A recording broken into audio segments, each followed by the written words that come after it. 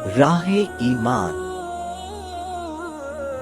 Don't forget to subscribe our channel.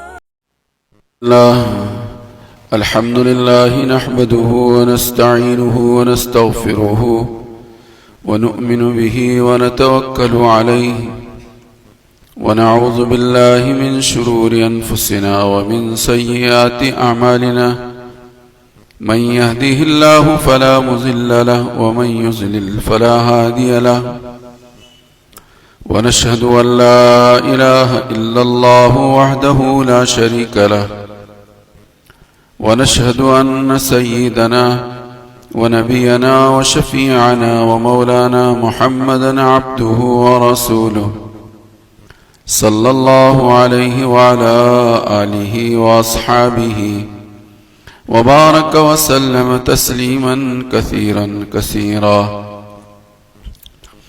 أما بعد فأعوذ بالله من الشيطان الرجيم. بسم الله الرحمن الرحيم.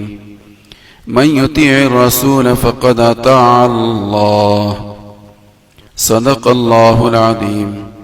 اللهم صل على سيدنا مولانا محمد وعلى آل سيدنا مولانا محمد وبارك وسلم.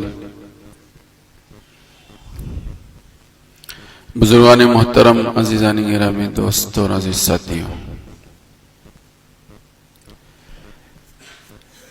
پیارے نبی صلی اللہ علیہ وآلہ وسلم کو اپنی امت سے بے پناہ محبت. کئی مرتبہ اس کا مذاکرہ ہوا ہے کہ ایک ماں اپنے بچے سے جتنی محبت نہیں کرتی اس سے ہزاروں گنا زیادہ پیارے نبی صلی اللہ علیہ وسلم فردن فردن اپنے ایک ایک امتی سے محبت کرتے ہیں. تو میرا اور آپ کا بھی یہ فریضہ اور یہ ذمہ داری اور یہ حق بنتا ہے کہ ہم بھی اپنے محبوب پیارے نبی حضرت محمد رسول اللہ صلی اللہ علیہ وسلم سے محبت کرنے والے بنے.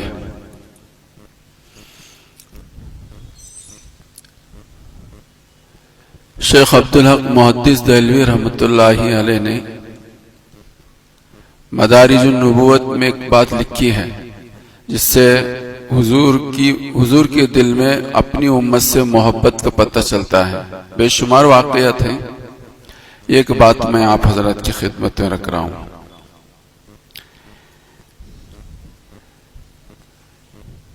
کہ زندگی کے آپ کی آخری گھڑیاں تھیں، آپ اس دنیا سے پردہ فرمانے والے تھے.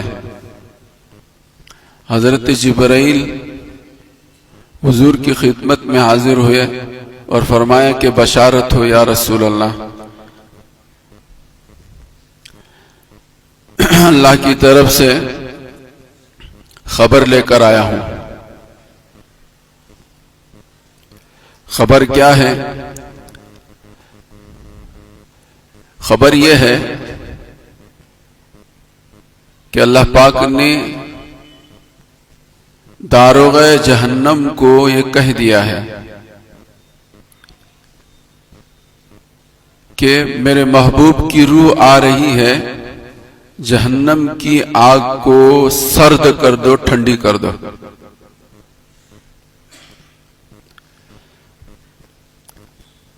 سرکار دو عالم صلی اللہ علیہ وآلہ وسلم نے سن کر اس کا کوئی جواب نہیں دیا.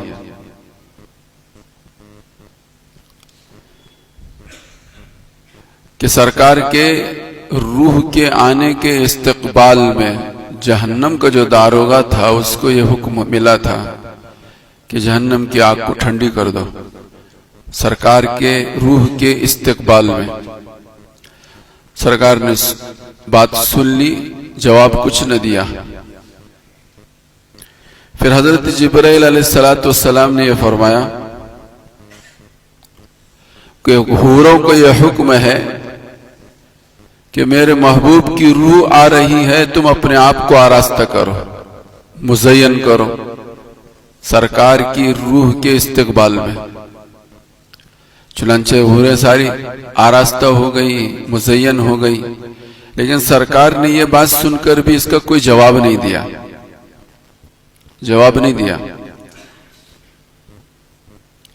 پھر حضرت جبرائیل علیہ السلام نے فرمایا یا رسول اللہ، فرشتوں کو یہ حکم ہے کہ میرے محبوب کی روح آ رہی ہے، تم صف در صف کھڑے ہو جاؤ میرے محبوب کے روح کے استقبال میں۔ اور سرکار نے یہ بات سنی، اس پر بھی کوئی جواب نہیں دیا۔ حضرت جبرائیل نے یہ پیغام اللہ کی طرف سے خبر پہنچائی، لیکن سرکار نے کوئی جواب نہیں دیا۔ اور پھر اس کے بعد فرمایا یا رسول اللہ، مجھے اس بات کا حکم ملا ہے کہ میں آپ تک یہ پیغام پہنچاؤں کہ تمام انبیاء اور ان انبیاء کی امتوں پر جنت حرام ہے جب تک کہ آپ اور آپ کی امت جنت میں داخل نہ ہو جائے۔ آپ اور آپ کی امت جب تک جنت میں داخل نہ ہو جائے اس وقت تک نبیوں پر اور نبیوں کی امتوں پر جنت حرام ہے۔ پہلے آپ داخل ہوں گے اور آپ کی امت داخل ہوگی، پھر آپ بقیہ نبیوں کو اور ان کی امتوں کو جنت میں داخلے کی اجازت ملے گی۔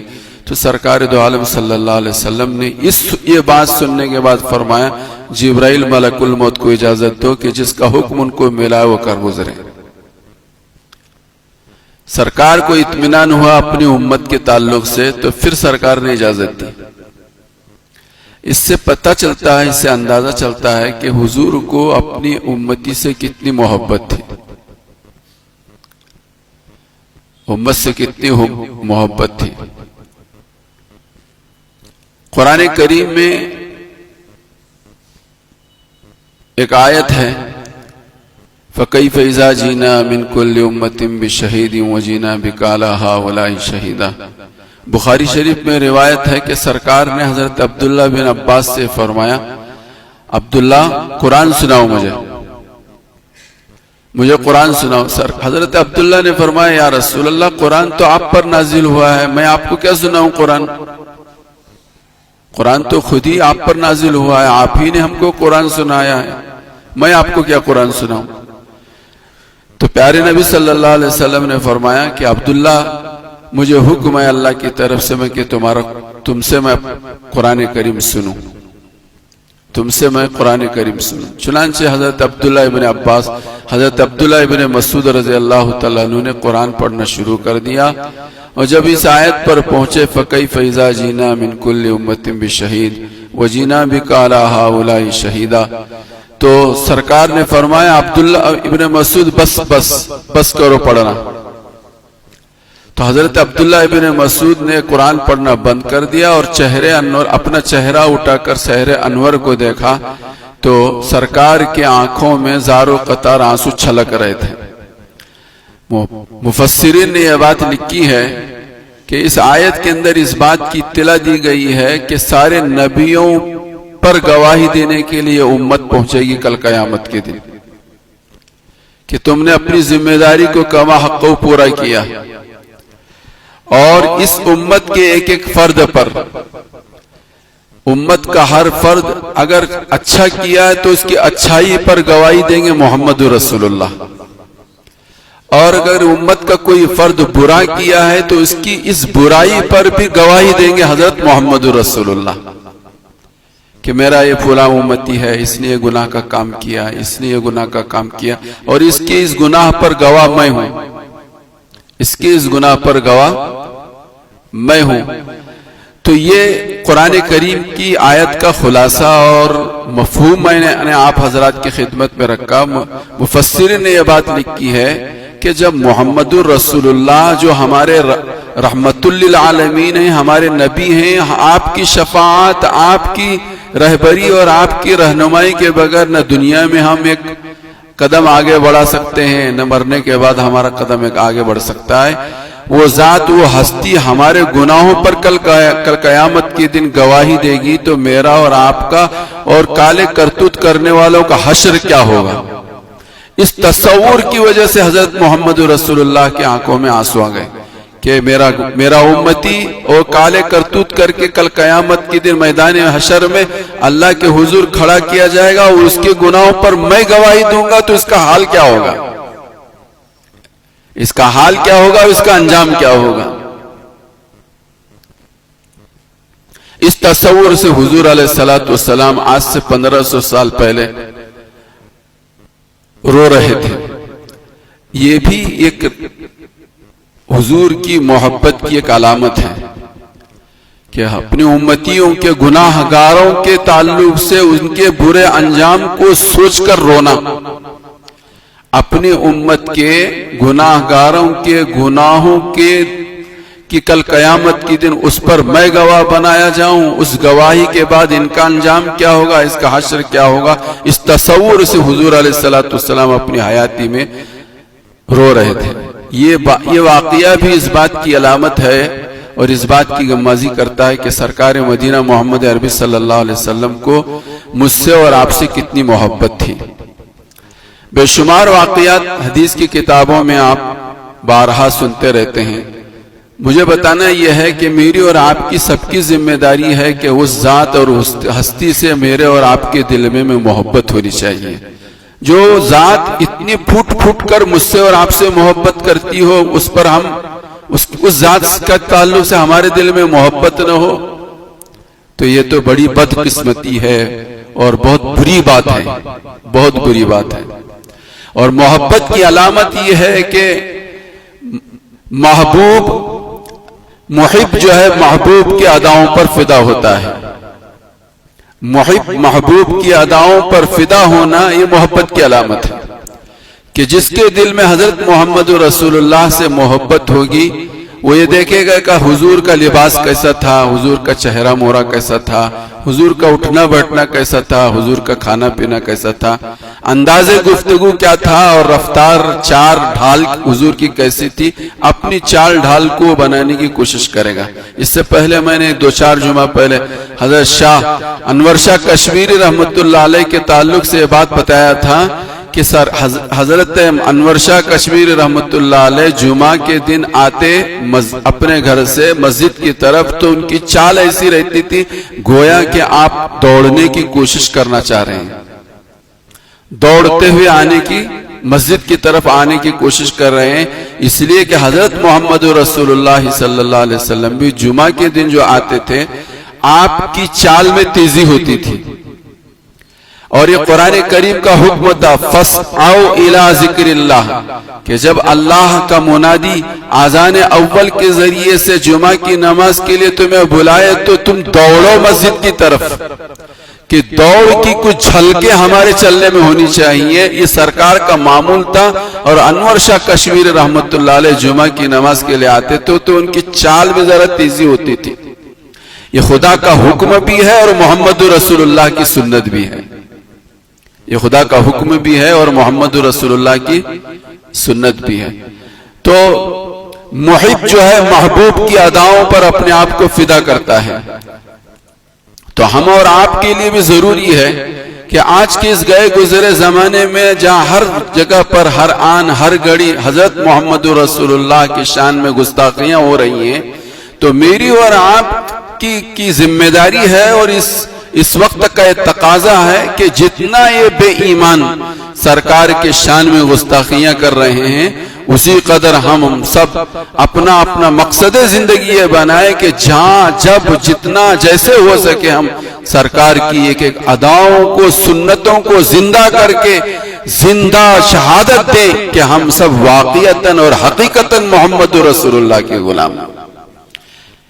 اس سے کوئی انکار نہیں ہے کہ غم اور غصے کا اظہار کرنے کے لیے ہمارے ملک کا قانونی طور پر اور حکومتی سطح پر ایک طریقہ ہے احتجاج، اپنے غم اور غصے کا اظہار کرنے کے لیے اور اپنے حقوق کا مطالبہ کرنے کے لیے احتجاج ہے، لیکن دوستو بزرگوں یہ سب کچھ نہیں ہے، یہ سب کچھ نہیں ہے۔ اور سب کچھ یہ ہے کہ ہر وہ سنت جو میں جس سنت کو میں اپنی زندگی میں لا سکتا ہوں اس سنت کو اپنی زندگی میں لانا اور پوری دنیا کو یہ بتا دینا کہ ہم حضرت محمد رسول اللہ کے سچے اور پکے شہدائی ہیں اور فدائی ہیں۔ یہ ہے اصل محبت، یہ ہے اصل محبت۔ سیرت کی کتابوں میں ایک حبشی صحابی کا تذکرہ نقل کیا ہے. حبشیوں کو تو ہم سب جانتے ہیں. ان کے بال ایسے ہوتے ہیں، چھوٹے چھوٹے ہوتے ہیں، گھنے گھنے ہوتے ہیں. وہ ادھر موڑو تو ادھر نہیں مڑتے، ادھر موڑو تو ادھر نہیں مڑتے. وہ تو جیسے ہیں ویسے ہی رہتے ہیں. پیارے نبی صلی اللہ علیہ وسلم کی سنت یہ ہے کہ سر میں بیچ میں مانگ ہو، سر کے بیچ میں مانگ ہونی چاہیے. حضور کی سنت ہے. آج تو ہزاروں میں بھی آپ کو ایک نہیں ملے گا جس کی مانگ بیچ میں ہو. ہزاروں میں بھی ایک نہیں ملے گا کہ جس کی مانگ بیچ میں ہو. احتجاج کر رہے ہیں، کریں، احتجاج منع نہیں ہے. اس سنت کے اپنانے میں ہمیں اور آپ کو کچھ کرنا پڑتا ہے، کچھ خرچ کرنا پڑتا ہے، کچھ لینا دینا پڑتا ہے. اس میں کچھ ہماری شان گھٹتی ہے؟ کچھ نہیں ہے، کچھ نہیں ہے. لیکن چونکہ ایک روش ہم نے فیشن کے نام پر اپنے جوانوں کو ڈھالنے کی کوشش کی ہے. جو فیشن چلتا ہے اس پر چلنا. چوہوں کے کپڑا، جب چوہا جو کپڑے کو کاٹتا ہے تو کبھی یہاں سے کاٹتا ہے، کبھی وہاں سے کاٹتا ہے. تو جس طرح سے چوہا ایک کپڑے کو کاٹتا ہے، اس طرح سے فیشن چلا کہ بال کبھی یہاں سے تھوڑے سے کاٹ لیے، وہاں سے تھوڑے سے کاٹ لیے، اور اس کو اپنی شان سمجھ کر جوان کاٹ رہے ہیں. یہاں سے کم کر لیے، وہاں سے کم کر لیے، یہاں سے بڑے کر دیے، یہاں سے چھوٹے کر دیے. یہ فیشن بن گیا، بنا رہے ہیں وہ لوگ. فیشن بنتا ہے، اپناتے ہیں. لیکن پیارے نبی صلی اللہ علیہ وسلم کی سنت یہ ہے کہ سر میں بیچ میں مانگ ہونی چاہیے. سر کے بالوں میں بیچ میں مانگ ہونی چاہیے. تو حبشیوں کے سر پر مانگ آیا نہیں کرتی. تو کوشش کرتے تھے کہ سرکار کے سر میں جیسے مانگ ہوتی ہے میرے بھی سر میں مانگ ہونی چاہیے. لیکن حبشیوں کے بالوں میں مانگ پڑتی نہیں. تو روایتوں میں بات لکھی، علماء نے اپنی کتابوں میں اس کا تذکرہ، اس کا مذاکرہ کیا ہے کہ ایک مرتبہ وہ حبشی صحابی ایک سلاخ کو، گرم لوہے کو، سلاخ کو جو ہے آگ میں تپا کر انہوں نے اپنے بیچوں بیچ سر کے بیچ جو سر کو جلایا، جس کی وجہ سے بال جلے، چمڑی جلی، جس کی وجہ سے داغ بنا. اور داغ کے بننے کی وجہ سے وہاں پر بال اگنے بند ہو گئے، اور وہ موت تک کے لیے وہ ایک نشان بن گئی، ایک مانگ پڑ گئی. کسی پوچھنے والے نے پوچھا کہ بھئی آپ نے تو اپنے سر کو خامخواہ آگ سے جلایا. تو کہا، فرمایا کہ واقعتاً یہ تکلیف ہوئی، وقتی تکلیف ہوئی. وہ تکلیف آج نہیں تو کل ختم ہو جائے گی، لیکن موت تک سرکار مدینہ محمد عربی صلی اللہ علیہ وسلم کی ایک سنت میرے سر پر زندہ رہے گی. تو یہ جذبے تھے صحابہ کے، یہ جذبے تھے صحابہ کے، اور اسی کی وجہ سے ان کو ہدایت ملی تھی اور دنیا و آخرت میں کامیابی ملی تھی. ایک واقعہ کہہ کر میں اپنی بات کو ختم کرتا ہوں. اللہ پاک نے حضرت موسیٰ علیہ السلام کو یہ کہا کہ اذهب انت وربك فقاتلا انا هاهنا اذهب الى فرعون انه طغى فقولا له قولا لينا لعله يتذكر ويخشى. اے موسیٰ، اے کلیم اللہ، تم فرعون کے پاس جاؤ، بڑا سرکش بنا ہوا ہے. فرعون کے پاس جاؤ، میری بات لے کر، میرا پیغام لے کر فرعون کے پاس جاؤ، وہ بڑا سرکش بنا ہوا ہے. اور اس کے پاس جا کر تم نرم نرم گفتگو کرو، میرا تذکرہ کرو. اس حکم پر حضرت موسیٰ علیہ السلام فرعون کے پاس گئے، دعوت دی. اور دعوت کے بعد بہت لمبا چوڑا واقعہ ہے کہ فرعون نے پھر جادوگروں کو بلایا، جادوگروں کا میدان لگایا، وغیرہ وغیرہ ذالک. مختصر یہ کہ اخیر میں ہوا یہ ہے کہ فرعون کے پاس اللہ نے بھیجا تھا، اور یہ کہہ کر ہدایت دے کر بھیجا تھا کہ اللہ کو یاد کرتے ہوئے جانا اور اس سے نرم نرم گفتگو کرنا. لیکن حضرت موسیٰ علیہ السلام چلے بھی گئے، دعوت بھی دی. اس کے بعد جادوگروں کو میدان میں بلایا گیا. حضرت موسیٰ بھی اس میدان میں پہنچے، جادوگروں نے جادو دکھائی. حضرت موسیٰ علیہ السلام نے اپنا عصا ڈالا، اور اس کی وجہ سے فرعون جادوگر جتنے آئے تھے وہ سب کے سب اسلام قبول کر لیا انہوں نے. اور اسلام قبول کرنے کے بعد ایک موقع ایسا آیا کہ حضرت موسیٰ علیہ السلام پھر کوہ طور پر پہنچے.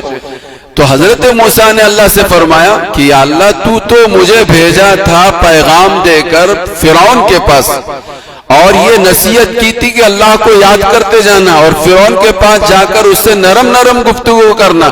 فرعون کو تو ہدایت نہیں ملی اور جادوگروں کو ہدایت ملی. اللہ نے بھیجا تھا اور یہ پیغام دے کر بھیجا تھا اور اس انداز میں دعوت دینے کو کہا تھا. تو حضرت موسیٰ نے کہا, اللہ سے کہا, عجیب بات ہے, آپ بھیجے کسی اور کے پاس تھے اور اس کو ہدایت نہیں ملی, دوسروں کو ہدایت ملی. تو حضرت اللہ پاک نے حضرت موسیٰ سے یہ کہا, کلیم اللہ, میری رحمت نے جب نظر ڈالی تو میری رحمت نے یہ دیکھا کہ یہ جادوگر جو آئے تھے ان کی صورتحال کچھ ایسی بنی تھی. واقعہ یہ تھا, اس زمانے میں تھا کہ جس میدان میں جو کھلاڑی ہوا کرتے تھے ان کو ایک وضاقطہ میں اتارا جاتا تھا. ایک ہی وضاقطہ, جیسے کرکٹ کی میچ ہوتی ہے تو ان کا لباس ایک ہوتا ہے, فٹ بال کھیلنے والوں کا لباس وضاقطہ ایک ہوتا ہے. دونوں پارٹیوں کی جماعتوں کی جو ہوتے ہیں الگ الگ رنگ الگ الگ ہوتے ہیں لیکن لباس ایک ہوتا ہے. کوئی پینٹ پہنا ہو کوئی چڈی پہنا ہو ایسا نہیں ہوتا ہے. پینٹ ہے تو پینٹ ہی پہنتے ہیں, ٹی شرٹ تو ٹی شرٹ ہی پہنتے ہیں. تو اس زمانے میں بھی یہ دستور تھا.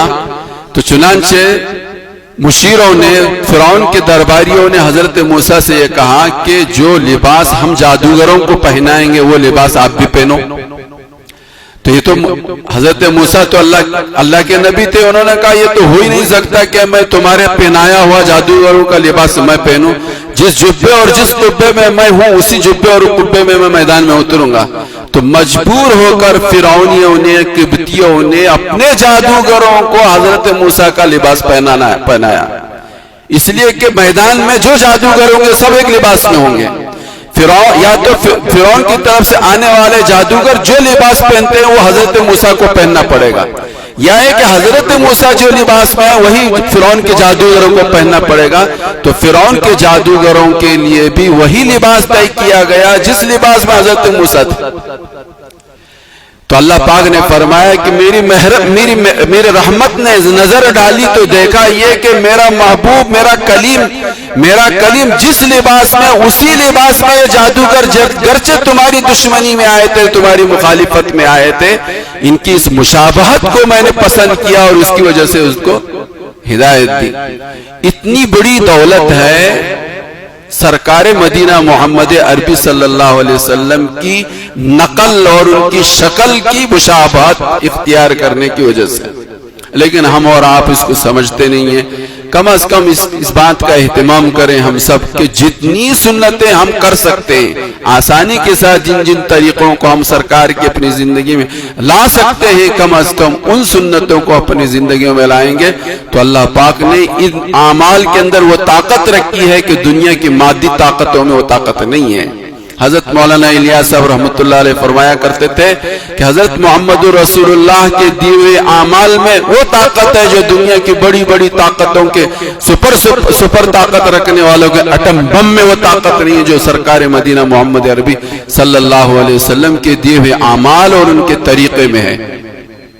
اللہ مجھے بھی اور آپ کو بھی سب کو سمجھنے کی توفیق عطا فرمائے. چاہے تیرو پورا ہو یا اور کوئی بھی, ان دشمنوں کا تو کام ہی یہی ہے کہ سرکار مدینہ محمد عربی صلی اللہ علیہ وسلم کی شان میں گستاخی کرنا, وہ تو ان کا کام ہے. میرا اور آپ کا کیا کام ہے؟ وہ اپنا کام کر رہے ہیں, میں اور آپ اپنا کام کر رہے ہیں نہیں کر رہے ہیں, یا انہی کے رنگ میں رنگ بھر رہے ہیں, وہ جو چاہتے ہیں وہ کر رہے ہیں. یہ ایک لمحے فکریہ ہے. وہ تو اپنا کام کر رہے ہیں, میں اور آپ کیا کر رہے ہیں؟ میرے اور آپ کے ذمہ کیا ہے؟ اللہ اور اس کے رسول کی طرف سے میرے اور آپ کے کاندھوں پر کون سی ذمہ داری رکھی گئی ہے؟ کیا صرف یہی رکھا گیا ہے کہ احتجاج کی شکل میں ہم دکانوں کو بند کر دیں, بس ہمارا مسئلہ ختم ہو گیا, بات ہم نے حق ادا کر لیا؟ یا کچھ اور بھی ہمیں آگے چل کر کرنے کی ضرورت ہے؟ یہ کرنا ہے, اس سے انکار نہیں ہے, لیکن اس پر اکتفا کرتا ہے کوئی مسلمان تو بڑا نادان ہے, بڑا بیوقوف ہے. ہم سب کی ایک ذمہ داری ہے، اور سب سے بڑی ذمہ داری اور سب سے آخری ذمہ داری ہے کہ سرکار کے طریقے پر اور سرکار کے رنگ میں اپنے آپ کو رنگنے کی جہاں تک ہم کوشش کر سکتے ہیں کر گزرے، یہی حضرت محمد رسول اللہ کی محبت کا تقاضا ہے۔ وآخر دعوانا الحمدللہ رب العالمین۔